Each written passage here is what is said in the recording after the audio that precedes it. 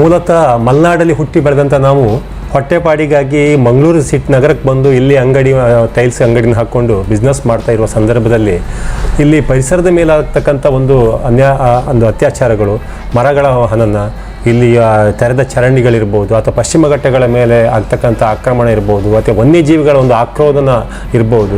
ಇವತ್ತು ಜನರ ಸೇವೆಗೆ ಹಲವಾರು ಸಂಘಟನೆಗಳಿವೆ, ಕೋರ್ಟ್ ಇದೆ, ಪೊಲೀಸ್ ಸ್ಟೇಷನ್ ಎಲ್ಲ ಇದೆ. ಅಲ್ಲ, ಇವನ್ ವನ್ಯಜೀವಿಗಳ ಇದಕ್ಕೂ ಕೂಡ ಕಾನೂನು ಇಲಾಖೆ ಇದ್ರೂ ಕೂಡ ಅದಕ್ಕೆ ಒಂದು ಮುತುವರ್ಜಿಯಾಗಿ ಹೋಗ್ತಕ್ಕಂಥ ಒಂದಿಷ್ಟು ಜನಗಳನ್ನು ಸೃಷ್ಟಿ ಮಾಡಬೇಕೆನ್ನುವಂಥ ಉದ್ದೇಶದಿಂದ 2002 ನಾವು ಪ್ರಾರಂಭ ಮಾಡಿದಿರುವಂಥ ಇದೊಂದು NECF ಎನ್ನುವಂಥ ರಾಷ್ಟ್ರೀಯ ಪರಿಸರ ಸಂರಕ್ಷಣಾ ಒಕ್ಕೂಟ ಅಂತ ಒಂದು ಸಮಾನ ಮನಸ್ಕರ ವೇದಿಕೆಯನ್ನು ಸೃಷ್ಟಿ ಮಾಡಿಕೊಂಡು ನಾವೆಲ್ಲ ನಾಗರಿಕರಂತಲೇ ಹೇಳಿ ಶರ್ಟು ಪ್ಯಾಂಟು ಹಾಕೊಂಡು ಕಾರಲ್ಲಿ ತಿರುಗ್ತೀವಿ.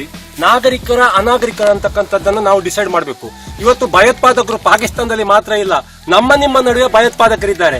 ಉದಾಹರಣೆಗೆ ನೋಡಿ, ಈ ಭಯೋತ್ಪಾದಕರು ಎಸೆದ ಬಾಂಬ್ಗಳು ಪಶ್ಚಿಮ ಘಟ್ಟದ ಶೋಲಾ ಫಾರೆಸ್ಟ್ ಅಲ್ಲಿ ಹೇಗೆ ರೀತಿ ಬಾಂಬ್ಗಳನ್ನ ರೆಡಿ ಮಾಡಿ ಹಾಕಿದ್ದಾರೆ ನೋಡಿ. ಮೂಗು ಬಿಡ್ಲಿಕ್ಕೆ ಆಗ್ತಾ ಇಲ್ಲ, ವಾಸನೆ. ಈ ನೀರು ನಮ್ಮ ಹಿಂದಿನ ಕಾಲದಲ್ಲಿ ರಾಜ್ಕುಮಾರ್ನ ಫಿಲ್ಮಲ್ಲಿ ಎಷ್ಟು ಶುಭ್ರವಾದ ನೀರಿತ್ತಂದ್ರೆ ಆ ನೀರಿನಲ್ಲಿ ಕೆಳಗಡೆ ಭೂಮಿ ಕಾಣ್ತಿತ್ತು. ಈಗ ನೀರು ಇದು ನೋಡ್ತಾ ಇರುವಂಥದ್ದು ಒಂಥರ ನಮ್ಮಲ್ಲಿ ಡಾಂಬರ್, ರಸ್ತೆಗೆ ಡಾಂಬರ್ ಹಾಕುವಾಗ ಡಾಂಬರ್ ಕಾಯಿಸ್ತಾರೆ ನೋಡಿ ದೊಡ್ಡ ತೌಪಲ್ಲಿ, ಆ ಡಾಂಬರ್ ಹೇಗೆ ಕಪ್ಪಿರ್ತದೆ ಇದು ನೀರು ಇದೊಂಥರ ಹೊಳೆಯಾಗಿ ಹರಿತಾ ಇದೆ. ನಿಜವಾಗಿ ಚರ್ಚೆ ಆಗಬೇಕಾಗಿದ್ದು ಇವರ ರಾಜಕೀಯ ನಾಯಕರ ಹುಟ್ಟು ಹಬ್ಬನೋ ಅಥವಾ ಇವರಿಗೆ ಹಾಕ್ತಕ್ಕಂಥ ಸೇಬಿನ ಹಾರೋ ಅಲ್ಲ. ಚರ್ಚೆ ಆಗಬೇಕಾಗಿರುವಂಥದ್ದು ಇಂಥ ವಿಚಾರಗಳು.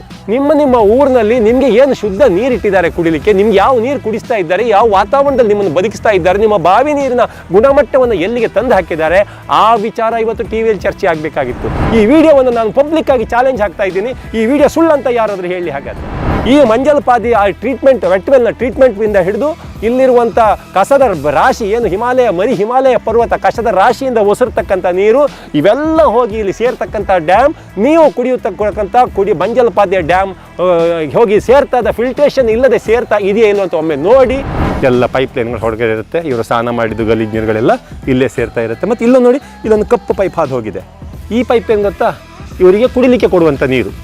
ಮಹಾನಗರ ಪಾಲಿಕೆಯವರು ಮನೆಗೆ ಟ್ಯಾಪಲ್ಲಿ, ಇದೇ ಗಣ್ಯ ವ್ಯಕ್ತಿಗಳಿಗೆ ಮನೆಗೆ ಕುಡಲಿಕ್ಕೆ ಕೊಡುವಂಥ ನೀರು ಕೂಡ ಅದೇ ಚರಂಡಿಯಲ್ಲಿ ಜೊತೆಗಡೆ ಬರುತ್ತೆ. ಇವರು ಕುಡಿದು ಬಿಸಾಕಿದ ಕಕ್ಕಸ್ ನೀರು ಕೂಡ ಅದೇ ಚರಂಡಿಯಲ್ಲಿ ಹೋಗುತ್ತೆ. ಅಂಥ ಪವಿತ್ರವಾದಂಥ ಪ್ರದೇಶದಲ್ಲಿ ನಮ್ಮ ಮಂಗಳೂರಿನ ಜನ ವಾಸ ಮಾಡ್ತಾ ಇದ್ದಾರೆ. ಬಹಳಷ್ಟು ನಿಮಗೆ ಧನ್ಯವಂತರು.